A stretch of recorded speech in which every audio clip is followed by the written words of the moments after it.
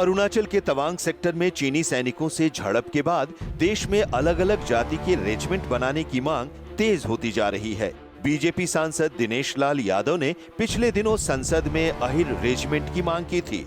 अब सुभासपा अध्यक्ष ओम प्रकाश राजभर के बेटे अरविंद राजभर ने अपने समाज की एक रेजिमेंट बनाने की मांग कर दी है। अरुणाचल प्रदेश के तवांग सेक्टर में भारत और चीनी सेना के जवानों की झड़प के बाद देश में एक अलग तरह की राजनीति शुरू हो गई है। अब राजनीतिक पार्टियां अपनी अपनी जाति की रेजिमेंट बनाने की मांग करने लगी हैं।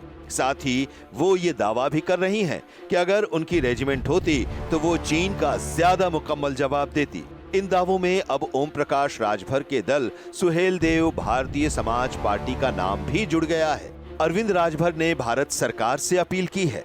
अपने तर्क के पीछे अरविंद राजभर ने महाराजा सुहेल देव का जिक्र कर राजभर समाज की वीरता भरे इतिहास का हवाला भी दिया है। एक कार्यक्रम के दौरान अरविंद राजभर से भारतीय सीमा में चीनी घुसपैठ को लेकर सवाल किया गया था, जिसके जवाब में उन्होंने चीनी सैनिकों को खदेड़ने की बात कही।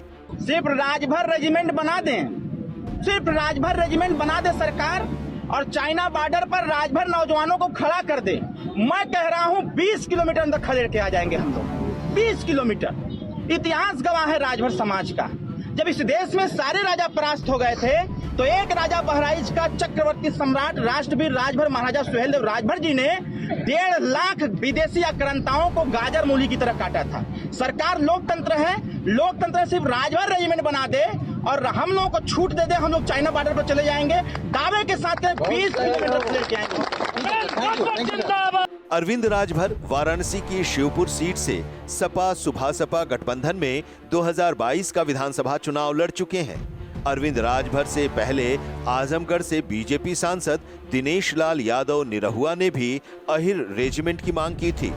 बीते 15 दिसंबर को निरहुआ ने कहा था कि जिस दिन सेना में अहिर रेजिमेंट बन जाएगी, चीन की रूह कांप जाएगी। उन्होंने संसद में भी अपनी मांग दोहराई थी।